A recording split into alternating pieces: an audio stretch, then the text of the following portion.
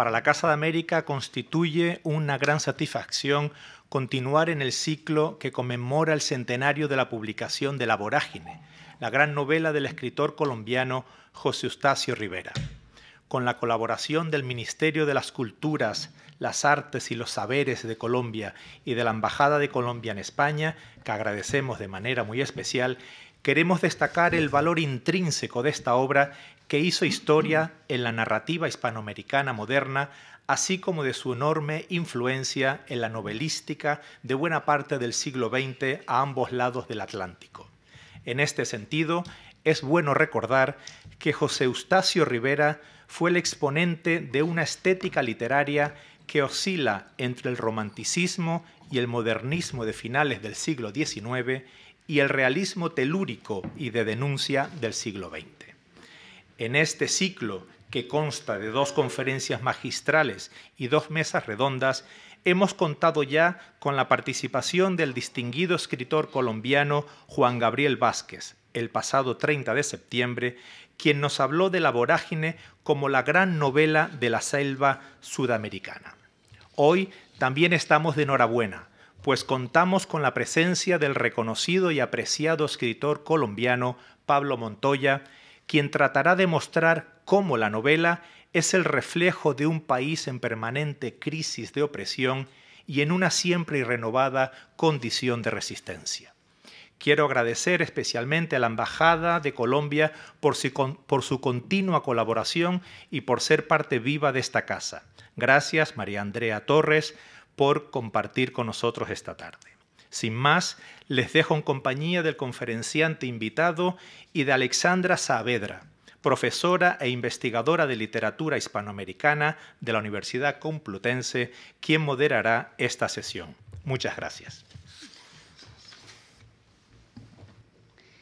Muy buenas tardes a todas y a todos. Les agradezco enormemente su presencia y compañía en esta lluviosa y conflictiva tarde otoñal para escuchar la conferencia La Vorágine, 100 años de denuncia y resistencia, que a continuación impartirá el escritor y académico Pablo Montoya. Agradezco también la generosa invitación que nuevamente me hace Casa de América a través de Moisés Morera, de Ana María Rodríguez, así como la de la ministra de la Embajada de Colombia en España, María Andrea Torres, por permitirme, una vez más, gozar del privilegio, no puedo decirlo de otra manera, que significa no solo escuchar, sino conversar sobre las obras y los autores que desde la adolescencia han sido pilares fundamentales para mi pasión literaria y desde luego para mi profesión. La conferencia que escucharemos hoy hace parte, como nos mencionaban hace un momento, de un ciclo que dio inicio el 30 de septiembre, cuando tuvimos el placer de disfrutar de las palabras del escritor Juan Gabriel Vázquez en una intervención que llevaba por título Para dejar que nos trague la selva, cómo leer La Vorágine 100 años después. Si se la perdieron, la pueden revisar en la página de la Casa de América. Aquella tarde, Juan Gabriel Vázquez recordaba las palabras del escritor mexicano José Juan Tablada, quien se refería al misterioso fallecimiento del autor de La Vorágine de la siguiente manera, cito: «La muerte de Rivera fue una venganza de la selva, fue una flecha envenenada con curare que desde allí atravesó volando el continente y vino a hacerlo en Nueva York. La selva no perdona». Estas palabras, sin embargo, ahora mismo me resultan paradójicamente curiosas. Creo, como Tablada y Vázquez, que es cierto que la selva no perdona. No obstante, considero que en el caso de Rivera no hay venganza, sino gratitud. La selva no perdona, pero la selva también agradece. Me explico. Nos encontramos aquí, a más de 8.000 kilómetros de Colombia, y 100 años después de la primera publicación de La Vorágine, entusiastas lectores, escritores, críticos, académicos, motivados por seguir desentramando el legado de esa selva violenta, inhóspita y misteriosa. Ese mensaje que es al mismo tiempo doloroso y sublime, y que sigue enviándonos de manera generosa a través del potente poder de la literatura y las palabras que nos dejó Rivera.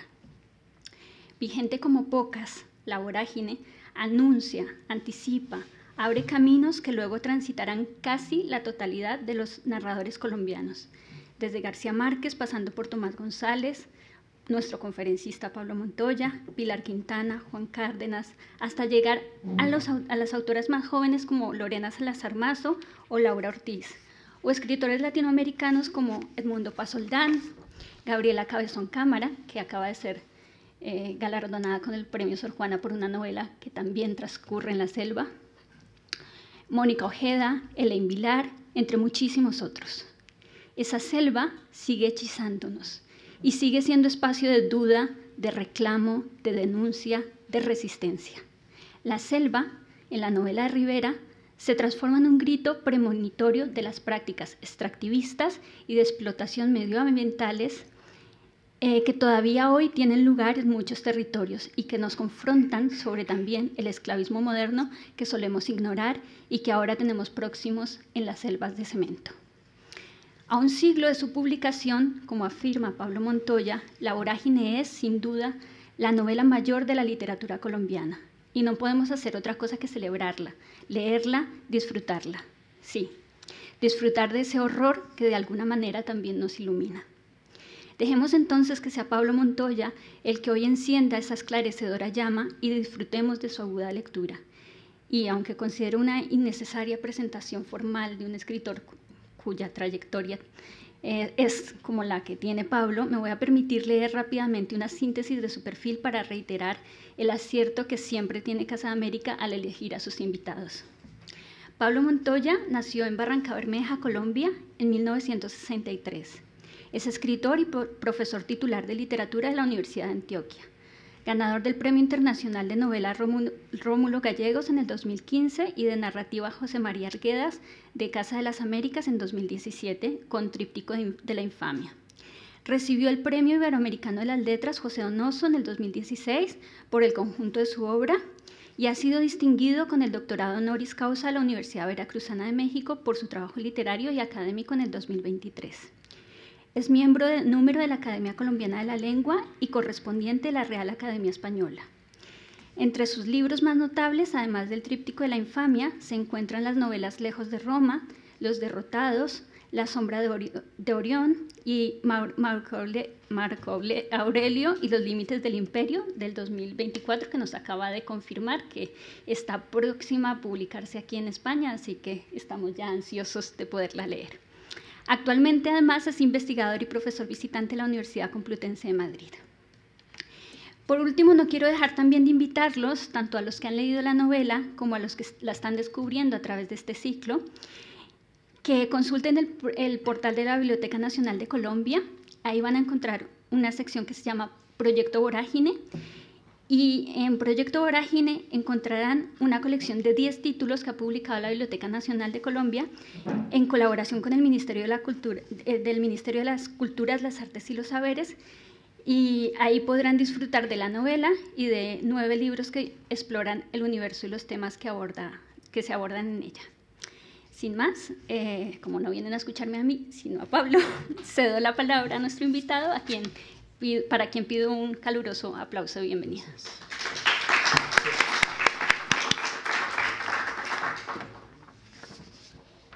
Buenas tardes, buenas noches.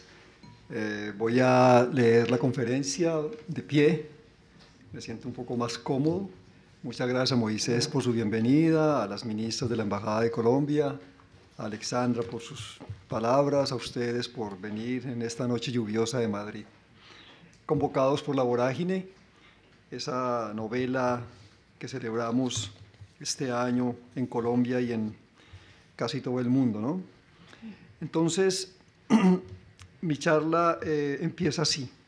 La vorágine de José Eustacio Rivera es la más importante, la más singular y actual de todas las novelas colombianas. Su importancia radica en que ella abre con claridad la modernidad literaria en el país y marca desde su primera oración, que todos en Colombia la conocemos de memoria: antes que me hubiera apasionado por mujer alguna, jugué mi corazón al azar y me lo ganó la violencia.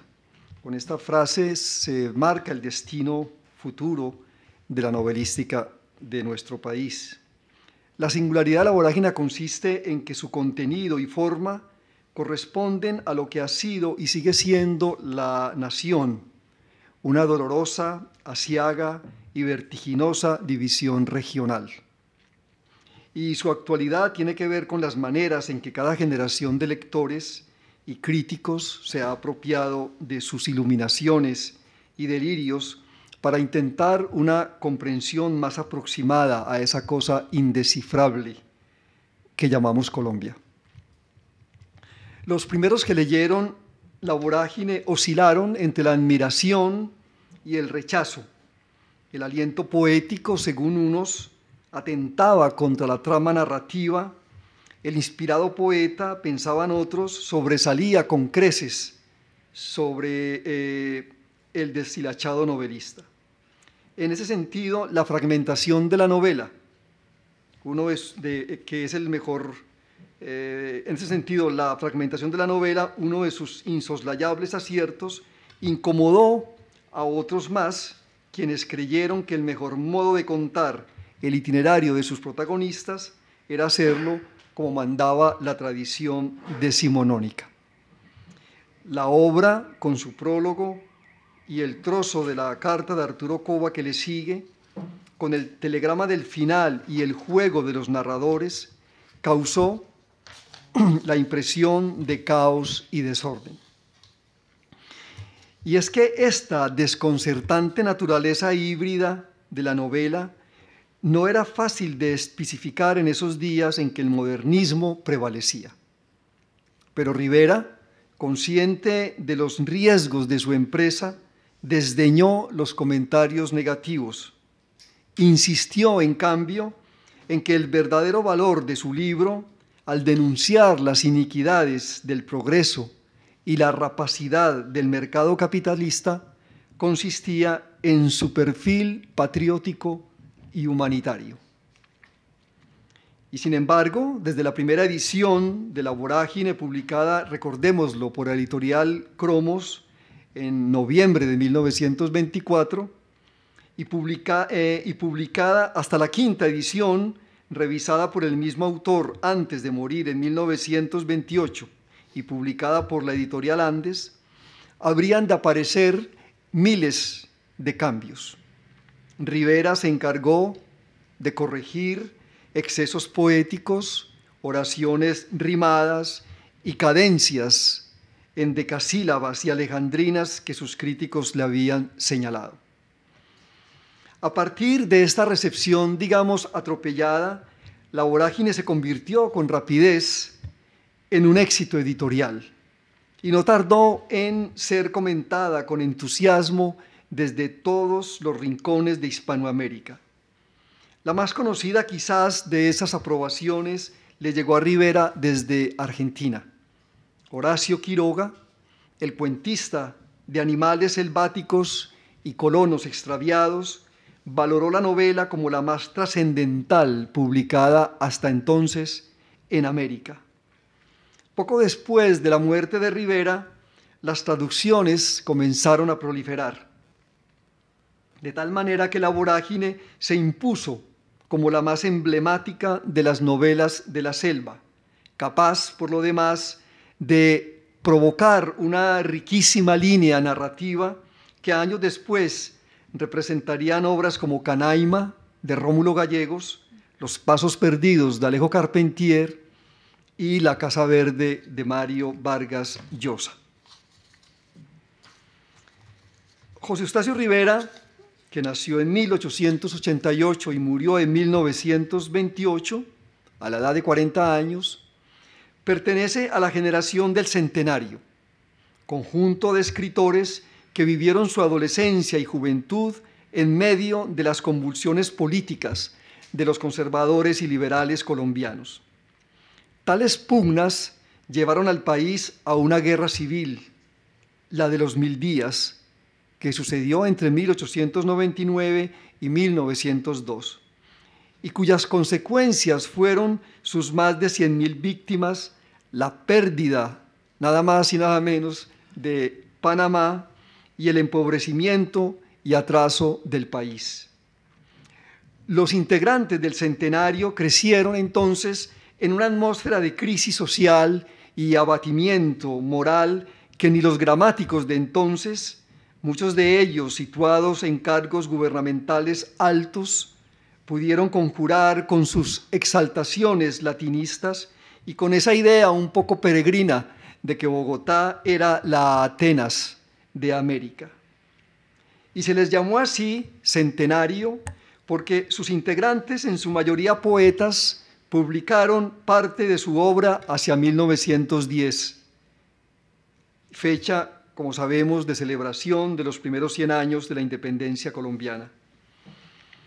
A ellos los unía en general un sentimiento de gran respeto al modelo republicano. Defendían la paz y denigraban de la violencia. Fueron además viajeros que supieron nutrirse de las tendencias en boga, el romanticismo hispánico, aún presente con ciertos toques anacrónicos, el modernismo latinoamericano que estaba en todo su fervor y el parnasianismo y el simbolismo franceses, expresiones más tardías.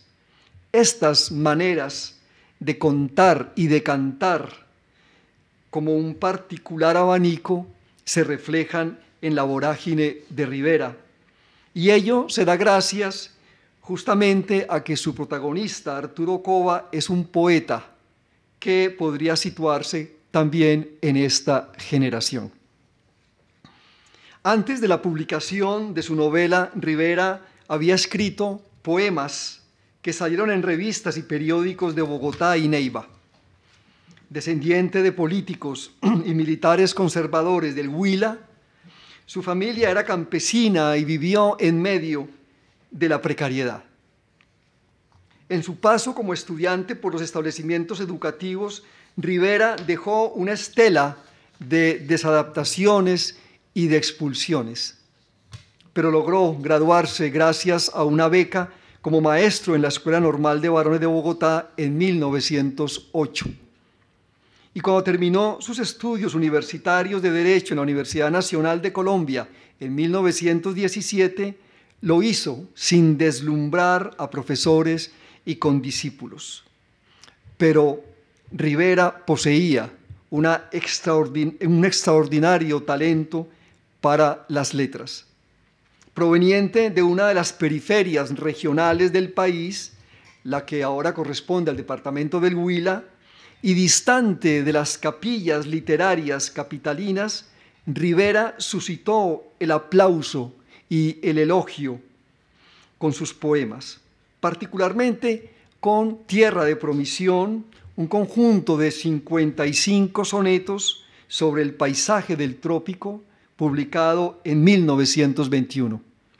Allí Rivera celebra la exuberancia no solo de los bosques tropicales, sino de los llanos y la cordillera.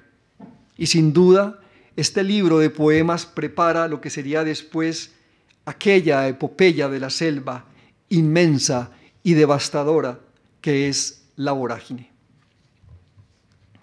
Ahora bien, entre Tierra de Promisión y la vorágine hay una diferencia sorprendente. Es como si hubiera sido necesario someter a una alta presión el orden clásico de los sonetos del primer libro para que se astillara y surgiera en el torrente narrativo del segundo una naturaleza telúrica y humana de otro tipo, el de la acechanza trágica, el del aplastamiento y el agobio, el de la voracidad de los temperamentos y los espacios. Para darse este cambio, quizás el más impresionante en todo el panorama del proceso creativo de los escritores colombianos, Rivera viajó a los márgenes de Colombia. Primero, para seguir un caso judicial de una herencia de ganado, se trasladó a Orocue, en Casanare, en 1918. Allí conoció la dinámica colonial de las haciendas llaneras y encontró los modelos de quienes serían después Arturo Cova y Alicia, los protagonistas de la vorágine. Su amigo en Orocue, Luis Franco Zapata, le contó las peripecias por las caucherías vividas al lado de su esposa, Alicia Hernández Carranza.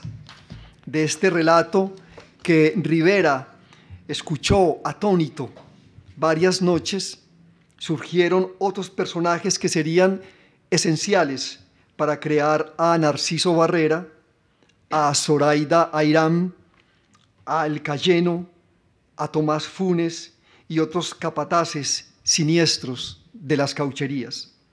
Se dice que en Orocué, en la casa donde residió Rivera, se hicieron los bocetos iniciales de la novela, aunque otras fuentes afirman que las primeras páginas se trazaron durante una convalecencia que el escritor tuvo en Sogamoso.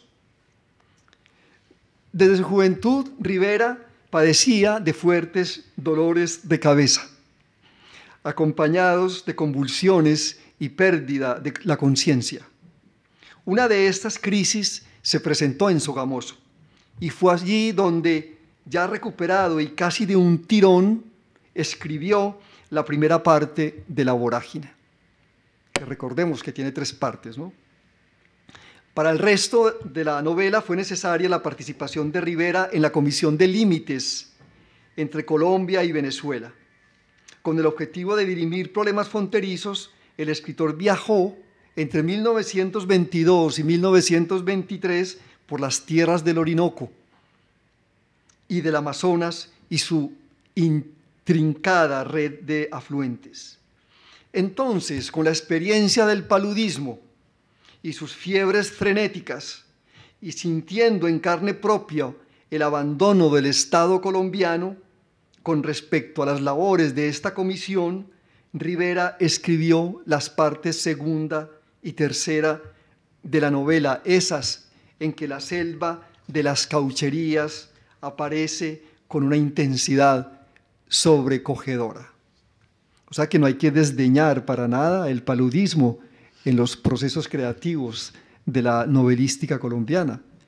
El paludismo también atacó, recordémoslo, a Jorge Isaacs, y Jorge Isaacs, en otra dimensión, por supuesto, más lírica, más nostálgica, más amorosa, también hizo un cuadro portentoso de la naturaleza colombiana, como después, años después, Rivera habría de hacerlo con La Vorágine, bajo el efecto de ese plasmodium.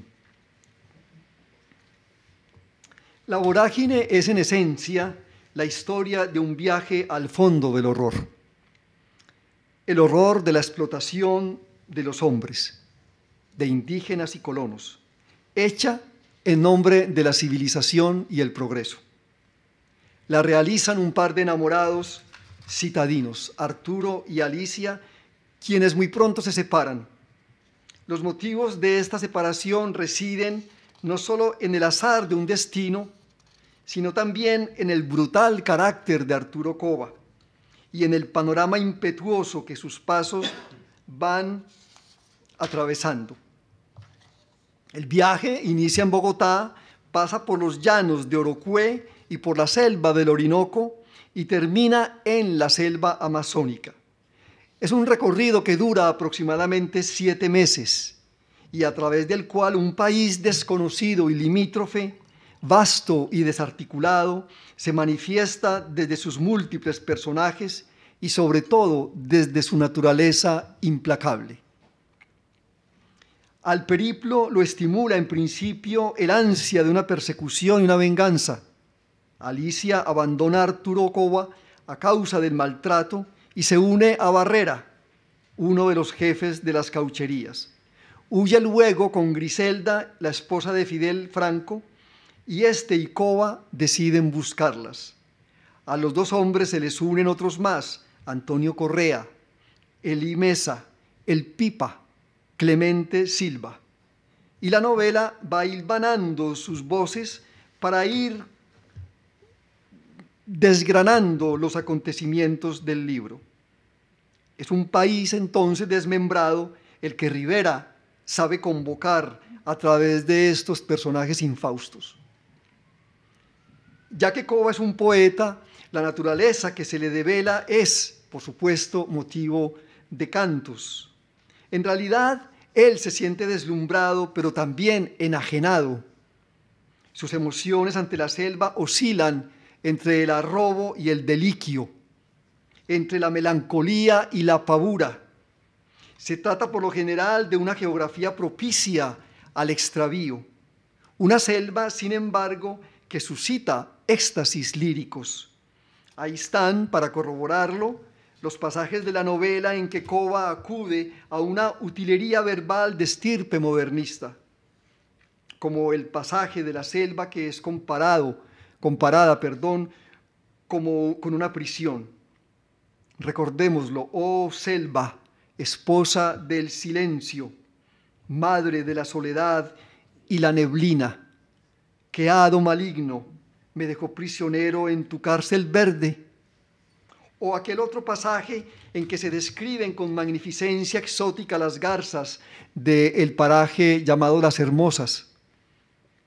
Bendita sea la difícil landa que nos condujo a la región de los revuelos y la albura. O aquel más en que la voz de Kova se funda con la de Clemente Silva para edificar esta suerte de lamentación del cauchero. Yo he sido cauchero, yo soy cauchero, viví entre fangosos rebalses, en la soledad de las montañas, con mi cuadrilla de hombres palúdicos, picando la corteza de unos árboles que tienen sangre blanca como los dioses. Maravilloso Rivera, ¿no?, en estos pasajes. Con todo, es en la tercera parte de la novela cuando la selva se presenta como una vorágine atroz. Por un lado, Kova es presa del paludismo y no se sabe muy bien dónde está su razón ni dónde su alucinación. Tiene relaciones sexuales con Zoraida Irán, que le succiona sus fuerzas, como si en estos abrazos impúdicos se proyectase la dinámica de la explotación del caucho. Y por otro lado, se describe el paso asolador de las tambochas y la muerte de Barrera en un caño de pirañas. En medio de estos pasajes surge la denuncia, recordémoslo, del exterminio y la esclavitud de los trabajadores de las caucherías. Tal es el propósito de Kova cuando, al encontrar a Alicia próxima a dar a luz a su hijo, decide enviar a Clemente Silva a Manaos, que es donde se encuentra el servicio diplomático colombiano, para comunicarle al cónsul de Colombia las infamias del mundo cauchero. En la espera de Silva y ante la presión de un grupo de leprosos que los asedian, el bardo y los suyos se sumergen en la selva y son devorados por ella. Desde un principio, el vínculo entre Rivera y Kova llegó tan fuertemente a los lectores que se tuvo la impresión de que ambos eran uno solo. Esto, por supuesto, le otorgó a la novela un aire todavía más fatídico, si se piensa en la muerte prematura del escritor y sus posibles causas. Muy pronto, como lo dijimos ahora, como lo dijo Alexandra, muy pronto se habló de un ajuste de cuentas del andamiaje cauchero y sus tentáculos feroces, o de una venganza de la selva. José Juan Tablada se refirió desde México a una flecha con curare que había surcado el continente para herir mortalmente a Rivera en Nueva York. Esta imbricación entre realidad y ficción hizo que La Vorágine se leyera como un documento de denuncia de la depredación del capitalismo extractivista. Recordemos además que en la primera edición de La Vorágine salieron unas fotos donde se decía en la pequeña leyenda que ese personaje que estaba ahí era Arturo Kova, y no era Arturo Kova, en realidad era José Eustacio Rivera. O sea que Rivera comienza a jugar con esa difuminación, digamos, de los puentes entre la realidad y la ficción literaria.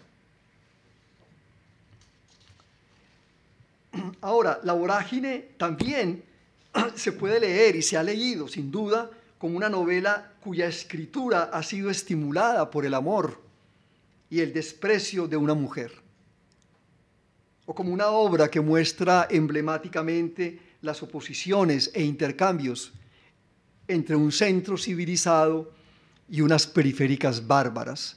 Recordemos que las ciudades latinoamericanas se crean como dechados de eso que Ángel Rama llamó la ciudad letrada. Y Cova pertenece a la ciudad letrada, él viene de Bogotá y mira esa periferia selvática desde la sensibilidad del poeta. Ciertamente Cova es el principal narrador en La Vorágine, pero la suya, como dice una de las grandes especialistas en la obra de Rivera y de La Vorágine, que es Montserrat Ordóñez, la suya, la voz de Cova, es una voz rota. Sí, aunque las nuevas lecturas que se han hecho ahora dicen no está tan rota, es una voz también que convoca. En ella, en la voz de Cova, no solo se perciben los empeños patrióticos del novelista, quien quería llamar la atención sobre las ignominias ocurridas en esa otra Colombia inhóspita y distante que comenzaba a ser expoliada por las empresas multinacionales. También en la narración de Cova se perciben otras voces, lo cual va a complejizar y a vigorizar el discurso literario.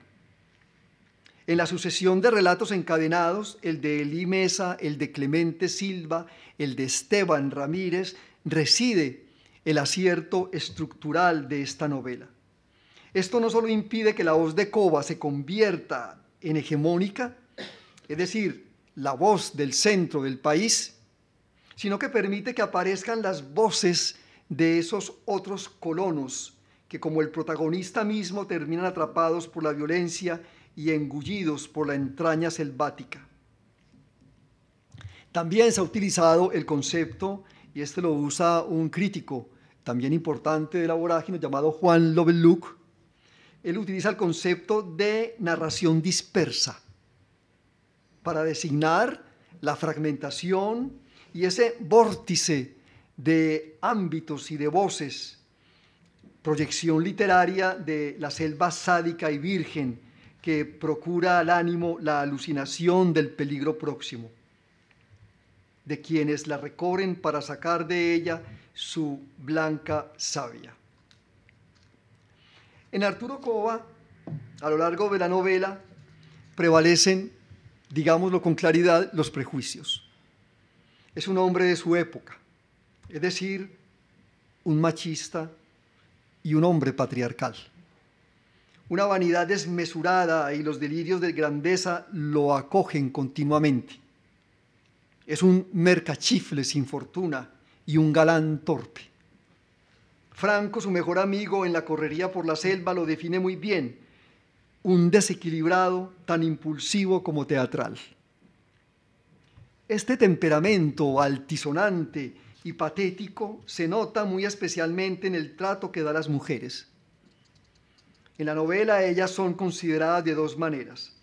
La primera, como el modelo femenino del hogar burgués, que se torna inalcanzable porque su virtuosismo católico y su fidelidad en los afectos son imposibles de encontrar en coordenadas donde prima una extrema misoginia.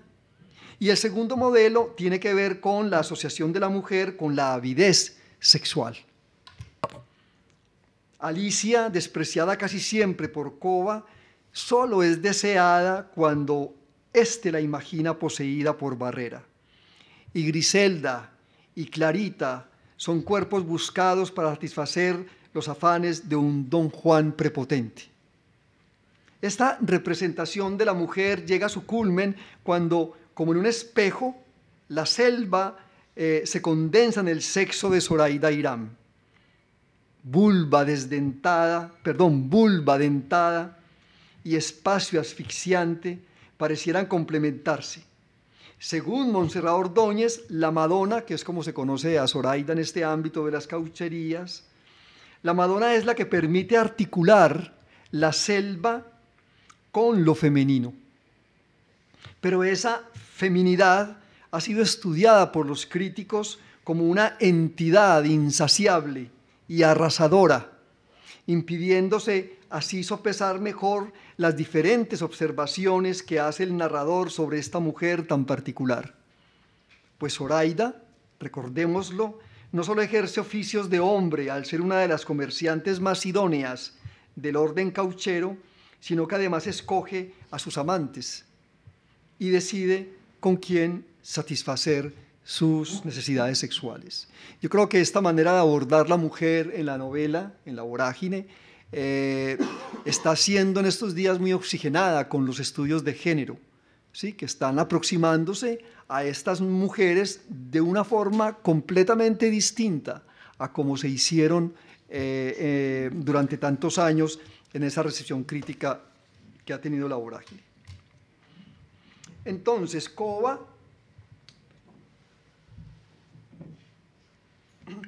es sin duda un personaje contradictorio.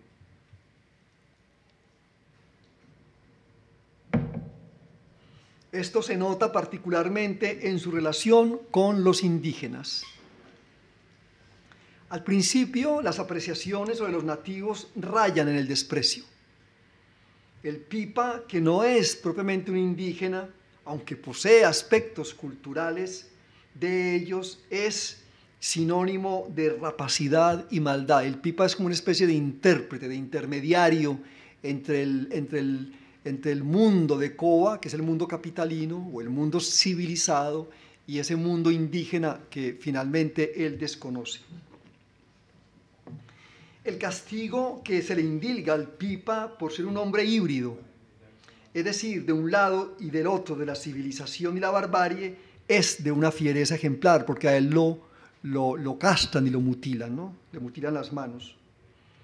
Kova y sus compañeros, recordémoslo, en algún momento del viaje entre el llano y la selva, encuentran una comunidad de indígenas que los acogen, y las anotaciones que sobre ellos hace el poeta manifiestan un paradigma del prejuicio colonial.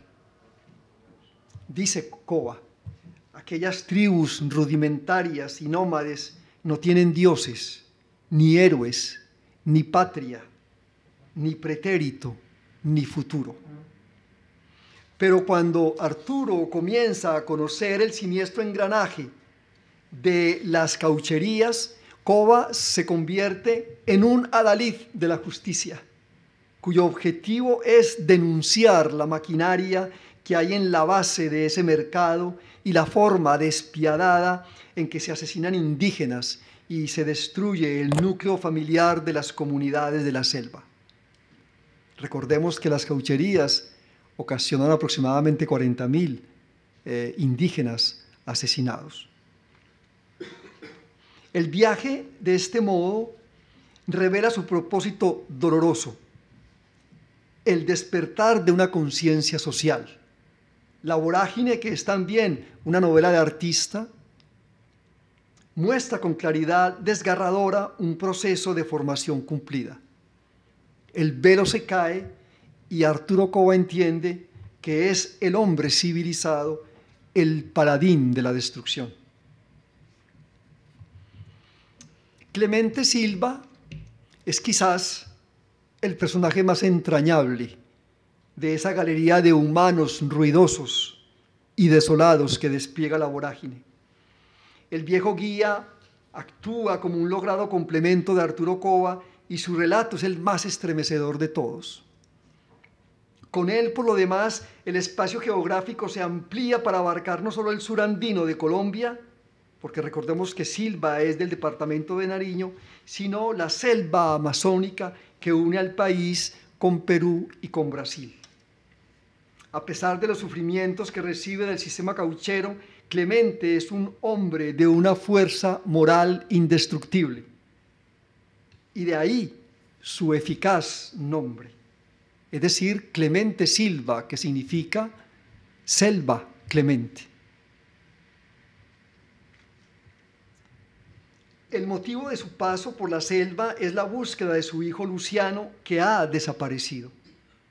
Este rasgo de búsqueda incesante de los huesos de un ser amado, en medio de una cartografía nacional golpeada por el mal, es lo que hace de la novela de Rivera, entre otras cosas, de una actualidad incuestionable. En un país que hoy día no termina de contar el enorme número de sus desaparecidos debidos a los conflictos armados de sus ejércitos legales e ilegales, la sombra de Clemente Silva, inquiriendo por unos huesos en la manigua y rodeado de una violencia incesante, es sencillamente reveladora.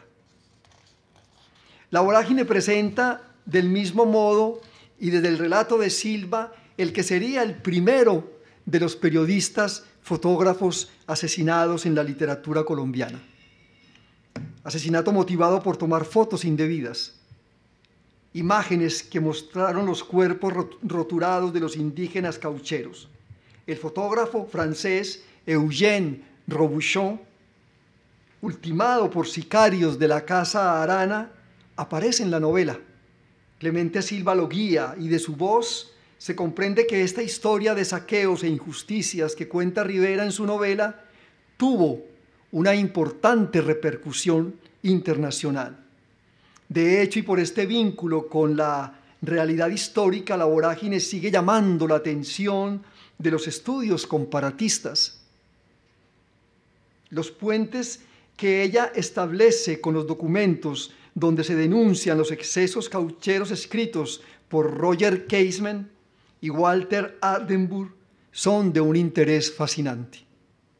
Sin contar las confluencias de la novela como si fuera un delta inagotable con otras obras literarias que la han antecedido y continuado. Miremos el caso, por ejemplo, del Corazón de las Tinieblas de Joseph Conrad, que cuenta los excesos del Marfil en el Congo belga y francés. El Viaje a fin de la noche de Luis Ferdinand Céline, que denuncia los extremos de la guerra y de todos los imperialismos. El sueño del Celta de Mario Vargas Llosa, que también recrea el asunto particularmente de la vida de Roger Casement, ese hombre valiente que denunció no solamente los excesos del Congo, sino también los excesos de las caucherías en el Amazonas. Igualmente la vorágine, ya propiamente en el campo colombiano, tiene relaciones profundas con obras como Toá, narraciones de caucherías de César Uribe Piedrahíta, o El paraíso del diablo de Alberto Montezuma Hurtado, o Los infiernos del jerarca Brown de Pedro Gómez Valderrama, o Mi alma se la dejo al diablo de Germán Castro Caicedo. Entonces, como vemos, es una novela de una riquísima posibilidad de generar intertextos. Finalmente, termino la conferencia con estas reflexiones. ¿Cómo se lee la novela hoy, cuando se cumple un siglo de su publicación? Se lee como un torrente prodigioso que nos desborda. Yo siempre que he releído La vorágine me siento desbordado, plenamente y desgarradoramente desbordado. Seguimos siendo sometidos a la enjundia de esa prosa donde se abrazan el alto linaje poético de sus descripciones con los vocablos regionalistas de sus diálogos. Recordemos que La vorágine se publicó y se sigue publicando con un glosario importantísimo que hay que leer para entender de qué están hablando sus personajes y protagonistas. La leemos sorprendidos por el modo en que Rivera apoya un pie en la tradición mientras pone el otro sobre el incierto porvenir literario. La leemos con la impresión rotunda de que el proyecto nacional colombiano, a lo largo de sus más de 200 años de vida republicana, es frágil y quebradizo por la irresponsable improvisación de sus élites dirigentes. La leemos entendiendo que ese centro bogotano y esas periferias que se narran continúan increíblemente siendo muy parecidas y que las mujeres no han dejado de ser pisoteadas por los mandamases de un mundo en pugna. Y si es verdad, y aquí creo que me enlazo con las palabras de Alexandra, ¿no?, que dijo al principio de este evento, y si es verdad que la selva de la vorágine es una muy particular, el reflejo del mal, un laberinto avasallador, unas coordenadas de la locura y el fracaso, hoy leemos la vorágine con el deseo impostergable de conocer la otra selva, esa que está allí, vital y espléndida, núcleo de la vida y pulmón del mundo, la selva mítica y prístina, de donde emergen el canto y la danza, que sana, ese espacio que comunica no solo con los indígenas, que son sus cuidadores, sino con todo aquel que la recorre y la hace suya. Muchas gracias.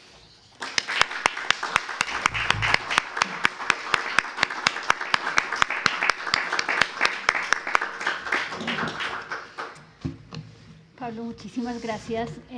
Ha sido extraordinario, ha sido precioso. Además, este cierre que para mí, como señalabas, dice tanto y que termina siendo tan estremecedor por lo que supone pensar la selva, pero también pensarnos en espacios que tradicionalmente han sido espacios de dolor, nuestro país, casi el territorio entero.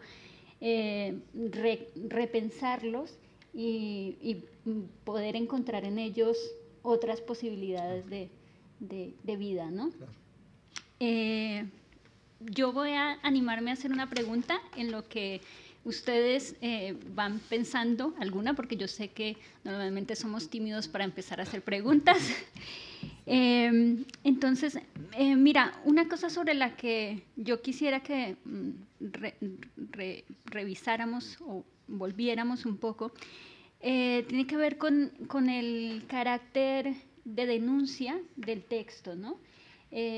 Señalabas cómo la novela fue una novela que en principio tuvo una recepción negativa o una recepción contradictoria, sobre todo por la parte estética, por la parte literaria, por su composición elaborada tan poéticamente, pero yo quisiera que volviéramos a las características de la literatura como un espacio de denuncia, ¿sí? ¿Cómo fue esa recepción en ese momento como documento de denuncia, que era finalmente también uno de los propósitos últimos de Rivera a la hora de escribirla, ¿no? La primera recepción de la vorágine fue hecha generalmente por poetas, ¿sí?, o por escritores muy inclinados a ejercer de poetas. Entonces, lo que le señalaron a Rivera fueron sus excesos poéticos, ¿sí? Y fueron demoledores, esas críticas fueron demoledoras, porque, bueno, nosotros leemos finalmente La Vorágine y hemos leído la versión que Rivera corrigió, y leemos es la quinta edición, finalmente, ¿no? Yo no he leído la primera edición, supongo que estaba llena de esos... Pero tienes las fotografías. Sí, exactamente. Sí, las fotografías sí las he visto, pero no he profundizado. Debería de hacerlo. Yo que soy un admirador de La Vorágine, debería de hacerlo, de leer esa primera edición, pero finalmente lo que le reclamaban a Rivera era eso, lo que yo dije, ¿no? Esa prosa rimada, esa sensación de que se estaban leyendo poemas en decasílabos. Entonces eso fue lo que se encargó de corregir Rivera. Pero Rivera sí insistió, él insistió en que el verdadero mérito de la novela era su carácter denunciador, ¿sí? Es decir, ese asunto patriótico y humanitario, demostrarle al público colombiano culto justamente a la ciudad letrada bogotana lo que se estaba cometiendo en esas periferias bárbaras con ciudadanos colombianos que Rivera mismo pensaba que ese era digamos, el estatuto de los indígenas. Además, un montón de excesos cometidos por la Casa Arana, que era una empresa, recordémoslo, inglesa y peruana, ¿no? Y entonces también él denunciaba de la necesidad de que Colombia interviniera, ¿cierto? Después se produce una guerra breve, muy efímera, entre Perú y Colombia por un problema fronterizo en esa región de La Chorrera y El Encanto, que eran los sitios donde se establecieron fundamentalmente las caucheras, ¿no? En territorio colombiano, y que hoy se pueden visitar. Inclusive el ministro de Cultura actual de Colombia, Juan David Correa, estuvo en esta región de La Chorrera, donde hay que viajar y pedir un permiso del Cabildo Indígena, y donde hay un museo de la memoria, digámoslo así, de la memoria de esas barbaries cometidas por la Casa Arana. Lo que hizo el ministro fue lanzar o celebrar los 100 años de la vorágine en ese entorno, donde fueron los indígenas de diferentes comunidades y cantaron y danzaron y entendieron que esa novela se había escrito de alguna manera para ellos. Entonces creo que el primero que identificó ese carácter de denuncia fue el mismo autor, pero después, a partir de las recepciones o de las lecturas que hicieron colegas, escritores ya no colombianos, sino latinoamericanos, como es el caso, por ejemplo, de Horacio Quiroga, entendieron perfectamente que era una obra donde gran parte de su esencia radicaba en esta denuncia, ¿no? Y creo que es esta denuncia justamente hecha desde la selva lo que ha hecho que la novela hoy en día sea leída desde las perspectivas ecológicas, ¿sí? Inclusive desde las perspectivas ecofeministas. Es decir, la novela tiene una riqueza que es por momentos, para los lectores de una generación como la mía, que leímos la novela bajo otros criterios, lo que hacen las nuevas tendencias de críticos de ahora es justamente mirar ese núcleo denunciador de la vorágine a partir de eso que se podría denominar la escritura de la selva. Y hay un montón de lecturas, repito, muy atractivas que acompañan la celebración de la vorágine en estos 100 años. Entonces yo los invito también a que ustedes, bueno, eso está, digamos, presente en muchos libros que se han publicado. Nosotros inclusive, un colega mío de la Universidad de Antioquia y yo mismo, somos los coordinadores de un libro que acaba de salir, editado por Sílaba Editores, una editorial alternativa de Medellín, que es un conjunto de artículos y de ensayos académicos y literarios sobre la vorágine. Y el título del libro es Nos devoró la selva, pero es una concepción en el sentido en que lo que dije ahora, la selva de la vorágine es una selva multitextual, y en ese sentido nos devora, ¿sí? Nos desborda, mejor dicho. Pero creo que ese término de devorar aquí en el título no tiene que ver con el título tremendo del final de la novela, ¿no? Con ese telegrama, ¿sí? No, creo que el devorar aquí tiene un sentido más textual, más de interpretación, más de riqueza polifacética que tiene el texto mismo de la vorágine. Es impresionante también la novela, no solamente como documento, como esta parte en la que la literatura, el trabajo artístico, el trabajo estético permite llevar a cabo esta denuncia que mencionábamos, sino también en la modernidad de su escritura y de todo lo que hay incorporado ahí. Al comienzo de tu conferencia hablabas de la forma fragmentaria, de los registros poéticos, pero también de el cruce de la narrativa tradicional con el registro de la oralidad y de las voces, la incorporación de esas voces de lo local que no se había llevado a cabo en la novela colombiana anterior, y además esta incorporación de las fotografías en la primera edición, que es una especie como de trabajo de falso documental entonces creo que esta es una novela que es muy moderna incluso en eso, o sea, está anticipando técnicas literarias que llevan a cabo los escritores contemporáneos y que aparentemente las presentan como si fueran muy modernas, pero ya están aquí.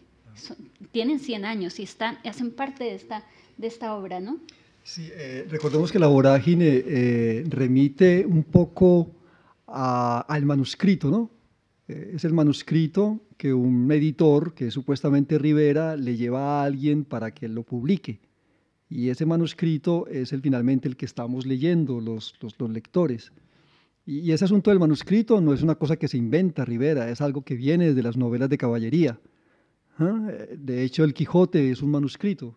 Lo que estamos leyendo del Quijote, recordemos, es una traducción del árabe al castellano.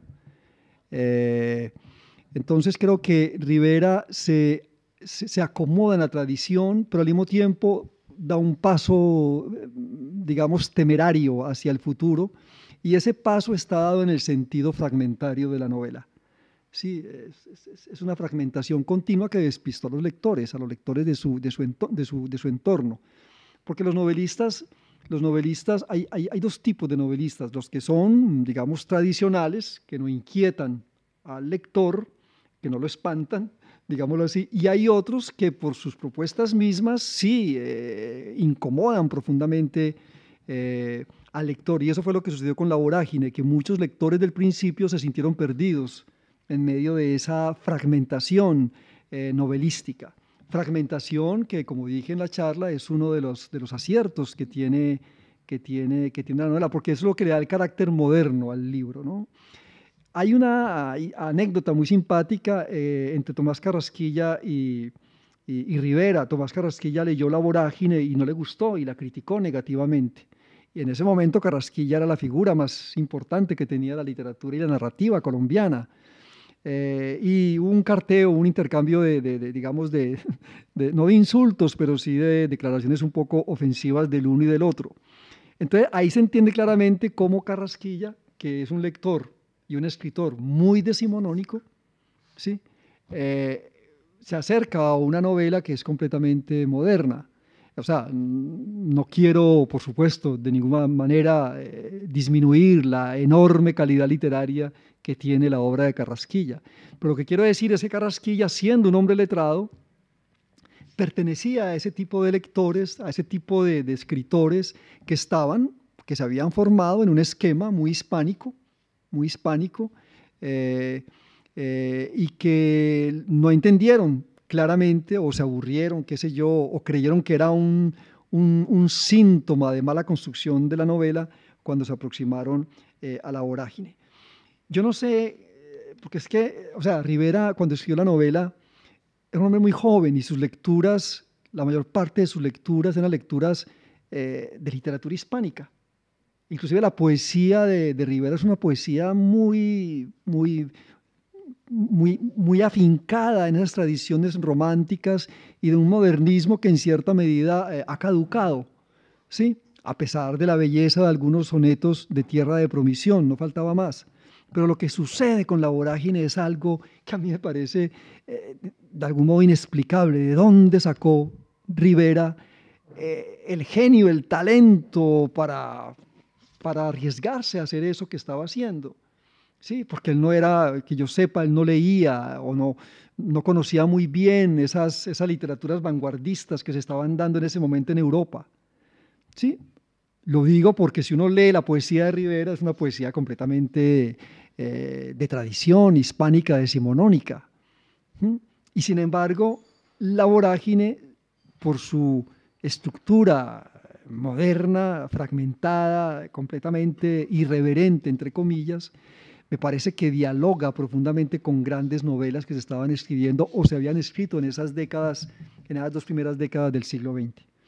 Por eso es que yo abogo por la presencia del paludismo. El paludismo lo iluminó, el paludismo lo puso, no sé, lo volvió frenético, y ese frenesí producido o ese delirio producido por el paludismo y que se refleja claramente en las partes de la novela, sobre todo en la tercera parte, es una de las explicaciones posibles de eso que sucedió en la escritura misma de la novela. Claro, es que además Cuando tú dices estaba escribiendo literatura modernista, en la misma época en la que él publica la novela, pero la literatura modernista inglesa, Virginia Woolf, todo el grupo de Bloomsbury, estaban escribiendo en ese momento y se estaba dando el experimentalismo que luego se supone que llega siempre tarde a Hispanoamérica, pero Rivera ya estaba de alguna manera dialogando literariamente con esta gente, ¿no? Con los grandes autores ingleses también, en términos de técnica. Bueno, los invito, si alguien se anima a hacer alguna pregunta.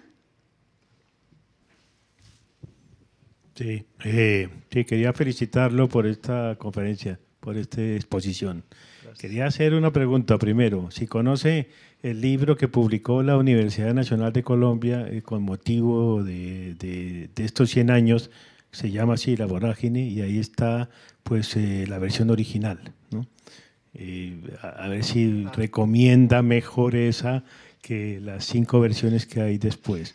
Sí. Segundo, le iba a preguntar si es necesario que un autor, como en este caso, pues ahí pone datos autobiográficos quizás, porque él ha vivido allí en la selva, él estuvo en ese ambiente. ¿Cree que el autor necesitaría o debería estar en vínculo directo con las situaciones que está relatando en una novela? Y la tercera es que si usted ha escrito sobre esta novela, si tiene algún artículo. Gracias. Yo no he leído esa edición de la Vorágine, pero sin duda, pues, bueno, salió mientras yo estaba aquí en España, pero ahora que regrese a Colombia voy a conseguirla, porque me resulta muy atractivo leer esa primera edición. Sí salieron otros textos que yo consulté, los textos que tú mencionaste, que hacen parte de la Biblioteca La Vorágine, que ustedes pueden consultar en línea, ¿no? Donde hay unos estudios muy interesantes sobre la vorágine, escritos por mujeres, obras que dialogan profundamente con la novela, obras sociológicas, históricas, etcétera, etcétera. Yo escribí un prólogo justamente para uno de esos libros de la colección que se llama Los infiernos del jerarca Brown, de Pedro Gómez Valderrama, que es un libro que dialoga mucho también con la vorágine. Porque la vorágine, digamos, es el mismo mundo de las caucherías, pero la vorágine no menciona, hasta donde yo recuerdo, no menciona la presencia de los guías, de ciertos guías de la Casa Arana que eran negros, que provenían de Barbados, o eran de alguna manera nacidos o venían de las colonias inglesas. Y ellos son los que de algún modo van a ser los guías de esas comisiones internacionales que comienzan a averiguar si los excesos denunciados por la Casa Arana son verdad. De uno de esos negros, uno de esos afro, se llamaba John Brown. Y John Brown es el personaje que va a recuperar Pedro Gómez Valderrama. Entonces Brown va a Bogotá, a la ciudad letrada, buscando a un hombre, a un letrado que cuente la historia de él, porque Brown es analfabeto. Y la manera en que surge la selva en los infiernos del jerarca Brown es una selva muy distinta a la selva de la vorágine. Porque Brown, el Brown del cuento, del relato de Pedro Gómez Valderrama, es un afro que termina viviendo con los indígenas y termina casándose con una indígena y termina viviendo y asimilando el saber ancestral de los indígenas. Entonces la selva para Brown es una selva fatídica, es una selva completamente esperanzadora, porque un hombre que ha sido expulsado de todos los ambientes, porque es un esclavo negro, termina encontrando la alteridad en el mundo indígena del Amazonas. Bueno, está la edición de la Universidad de los Andes, que es una edición muy interesante. Está la edición que publicó Sílaba, que también es un trabajo muy interesante. El conjunto de ensayos son verdaderamente iluminadores. Bueno, yo de la vorágine escribí esta conferencia que di hoy, pero la vorágine está presente continuamente en mis obras literarias. Por ejemplo, yo me siento un heredero muchísimo más heredero de Rivera que de García Márquez, por ejemplo. ¿Cuál es la otra pregunta que me falta? Hiciste 3. Sí, no, yo creo que sí hay, o sea, el escritor puede hacer lo que quiera con su vida y contarla, mostrarla en sus obras literarias. Lo que pasa es que la literatura es una ficción y la literatura establece un pacto con el lector. Y en ese pacto el lector es fundamental, ¿sí? Entonces el lector es el que finalmente determina si esa unión entre autor y narrador funciona, si hay que leer el texto literario como un texto en el que los personajes que hay en la novela no tienen nada que ver con el autor que la escribió, o si es fundamental tener en cuenta esa relación. Es el lector el que define eso. Entonces yo no podría decirle a usted, lea La Vorágine desconociendo completamente la relación entre autor y personaje. Yo no podría decirle eso. Es decir, usted lee como prefiera leerlo. Pero sí vale la pena insistir en que mucha gente, del lector común, quiero decir, que leyó La Vorágine al principio, se le acercaba al mismo Rivera para decirle, oiga, pero usted por qué no se casó con Alicia? ¿Usted por qué golpeaba a Alicia? ¿Por qué no la trató mejor? Creyendo que Arturo Cova era la misma persona que Rivera. Pero así a veces actúan los lectores, no faltaba más, ¿no? ¿Alguna otra pregunta? Vale. Pues de nuevo reitero el agradecimiento a todos los que tomaron una parte del tiempo de esta tarde tan conflictiva, lluviosa y terrible para acompañarnos. A la Casa de América, a todos los que hacen posibles estos eventos y a Pablo Montoya por su presencia, por sus maravillosas palabras. Muchísimas gracias. Muchas gracias.